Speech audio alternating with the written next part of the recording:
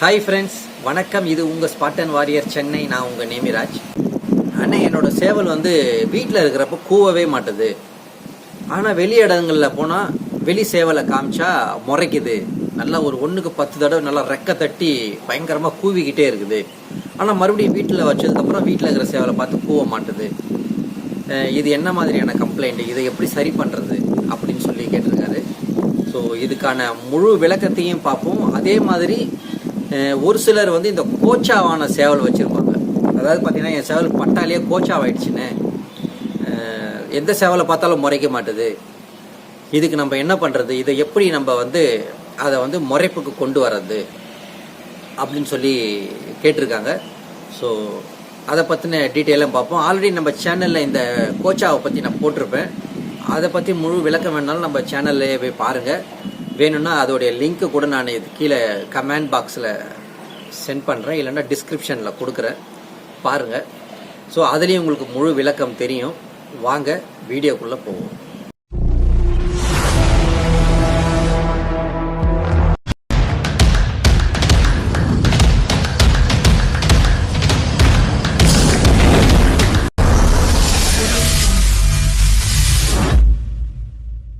ஒரு கொஸ்டின் என்னன்னு பார்த்தீங்கன்னா, தம்பி கேட்டிருந்தாரு, என்னுடைய சேவல் பார்த்தீங்கன்னா வீட்டில் கூவ மாட்டுது, ஆனால் வெளியில் போய் கூவுது, அதாவது வெளி சேவலை காமிச்சா கூவுது அப்படின்னு.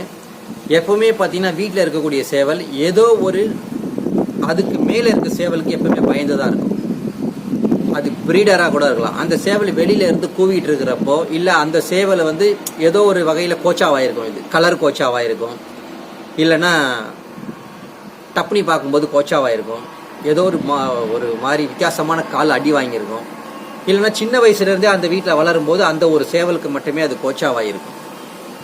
அப்படி கோச்சாவாகி வளர்ந்த சேவல் என்னன்னா, அந்த சேவலோட குரல் எந்த இடத்துல கேட்குதோ அந்த இடத்துல தன்னோட குரலை காட்டாது, அமைதியாகவே தான் இருக்கும். ஆனால் புதுசாக ஒருத்தரை பார்க்கும்போது முறைக்க ஆரம்பிக்கும், தன்னுடைய பிடரி முடிய சிலுக்க ஆரம்பிக்கும். மற்றபடி அந்த சேவலுடைய நடமாட்டம் இருக்குது, அதோடைய குரல் கேட்குதுன்னும் போது இது தன்னுடைய இருப்பிடத்தை காமிச்சிக்காது, நாம் இல்லாத மாதிரியே காமிச்சிக்கும். எப்பவுமே பார்த்தீங்கன்னா, ஒரு சேவலோட குரல் கேட்டதுமே நானும் இங்கே இருக்கண்டான்னு காட்டுற மாதிரி ஒரு சேவல்கள் கூவ ஆரம்பிக்கும். பட் இந்த சேவல் இந்த மாதிரி கோச்சால பயந்து இருக்கிற சேவல் பார்த்தீங்கன்னா தன்னை காமிச்சிக்காது. ஸோ அதனால அமைதியாகவே இருந்துடும். புதுசாக ஒருத்தரை பார்க்கும்போது தன்னோட ஆதிக்கத்தை செலுத்தும். ஸோ இதுதான் முறை. இந்த மாதிரி பயந்த சேவல்களை எப்படி நம்ம தெளிய வைக்கிறது? இந்த பயப்படுறதுல கோச்சா ஆகிறதுல பல வகை இருக்குது. ஒன்று கலர் கோச்சா ஆகிடும், ஒரு சிலது நான் ஏற்கனவே சொன்ன மாதிரி டப்புனியில் ஒரு முரட்டு கால் வாங்கி கோச்சாவாயிடும், ஒரு சிலர் தன்னுடைய வயசுக்கு அதிகமாக இருக்கிற இந்த பிரீடருங்களை பார்த்து கோச்சாவும், இன்னும் ஒரு சில சேவல்கள் இந்த நாட்டு சேவலை பார்த்து கோச்சாகும். ஏன்னா அந்த நாட்டு சேவலை பார்த்தீங்கன்னா பட்டிடா கொண்ட தொல்லிகளெல்லாம் போட்டுட்டு முகம் ஒரு கொடூரமாக இருக்கும். அதை பார்க்கும்போது இதுங்க பயந்துடும். சின்ன வயசுலேருந்து பார்த்து வளர்ந்துருக்கும் போது அந்த பயத்திலே தான் இருக்கும். நாலு பின்ன அந்த மாதிரியான முகத்தில் எந்த சேவலை பார்த்தாலும் அது பயப்படும். ஸோ இதுதான் விஷயம். இப்போ பார்த்தீங்கன்னா, நம்ம கூட ஹியூமனில் கூட அவர் ரொம்ப மோசமானவர், அவர் அடிச்சிடுவார், அவர் வெட்டிடுவார், அவர் ஒரு ரவுடி அப்படின்னு ஒருத்தர் நீங்கள் சொல்லி சொல்லி அவரை காமிச்சு வளர்க்கும் போது அவரை மாதிரி யாரை பார்த்தாலுமே இவங்களுக்கு ஒரு பயம்தான் இருக்கும். ஸோ அது மன ரீதியாக நடக்கக்கூடிய ஒரு விஷயம். ஸோ இந்த விஷயத்த நம்ம மன ரீதியாக தான் சால்வ் பண்ணணும். எப்படின்னு பார்த்தீங்கன்னா, இந்த பயந்த சேவலை நல்லா ஒரு சேவல் சவுண்டே இல்லாமல், சேவல் கோழிகளே இல்லாத பெட்டைகள் அதிகமாக வளர்க்கக்கூடிய ஒரு பண்ணையாக இருக்கட்டும், இல்லைன்னா அந்த நாட்டு சேவல்கள் சின்ன சின்ன சேவல்கள் இருக்கக்கூடிய இடமா இருக்கட்டும், இல்லைன்னா பெஸ்ட்டு சேவலே இல்லாத ஒரு இடத்துல எடுத்துன்னு போய் தனிமையில் போட்டுருணும். அப்போ என்ன ஆகும்னா, கொஞ்ச நாள் பயந்துருக்கும், அப்புறம் நடமாட ஆரம்பிக்கும். அப்போ இந்த இடத்துல யாருமே கிடையாது, நான் தான் ராஜான்ற ஒரு மனப்பக்குவத்துக்கு வரும். அப்போ அந்த இடத்துல 2 பெட்டைகள் இருக்கிறப்ப அந்த பெட்டைங்க கூடவே சுற்ற ஆரம்பிக்கும். அந்த பெட்டைங்களுக்கு நான் தான் ராஜான்ற ஒரு மனசை அதுவே நினச்சிக்கிட்டு அந்த இடத்த ஆட்சி பண்ண ஆரம்பிக்கும். ஸோ அதுக்குன்னு ஒரு எல்லையை வகுத்துக்கும். அந்த எல்லையில் வகுத்துட்டு அந்த பெட்டைங்க கூடவே இருக்கிறப்ப புதுசாக ஒரு சேவல் வரும்போது இது முறைக்க ஆரம்பிக்கும். அதுக்கப்புறம் இந்த பெட்டைகளுக்கிட்ட எப்படி சொல்கிறது, அந்த பெட்டைகளை நான் ஒரு ஆண்மகன் அப்படின்றத காட்டுறதுனாலே அந்த இன்னொரு சேவலை முறைக்க ஆரம்பிக்கும், அதை பறந்து அடிக்க ஆரம்பிக்கும். ஸோ இப்படியே அது ஒரு ஆதிக்கம் செலுத்தி வர வர வர வர என்னன்னா கோச்சா கொஞ்சம் கொஞ்சமாக உடையும். எப்போவுமே எல்லாத்துக்குமே பெட்டை எல்லாமே எதுவுமே நடக்காது. பெட்டை இருந்தால் மட்டும்தான் ஒருத்தன் வீரனாகவே மாற முடியும்.